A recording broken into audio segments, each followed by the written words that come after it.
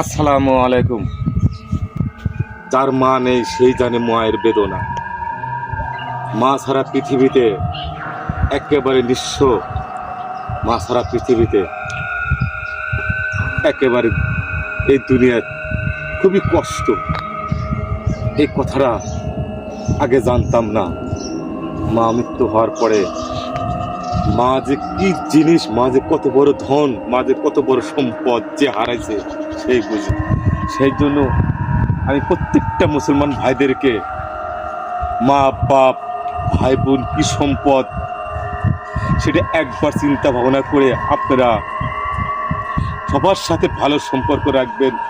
কারোর সাথে হিংসা করবেন না, কারোর সাথে দণ্ডামি করবেন না, কারোর সাথে পুরারি পারাবারি করবেন না। কারণ দুনিয়ায় 2 দিন, এই 2 দিনের জন্য এসে বাহাদুরি করার কিছু নেই। আসতে হবে আমাদের এই কবরস্থানে, শেষ ঠিকানা। এই শেষ ঠিকানার জন্য আমরা কিছু কাজ করি।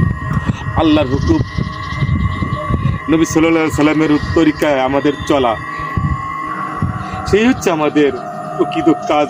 আমরা সব সময় আল্লাহকে স্মরণ করব, আমাদের প্রিয় নবী হযরত মুহাম্মদ সাল্লাল্লাহু আলাইহি সাল্লামের হুকুম পালন করব। হে আল্লাহ, তুমি এই কবরস্থানের সকল মিত্রাদেরকে মাফ করে দিও, সকল মিত্রাদেরকে তুমি জান্নাতবাসী করে দিও। এটাই তোমার কাছে চাওয়া। আমারও একদিন মৃত্যু হয়ে আমারও আসতে হবে এই ঘরে।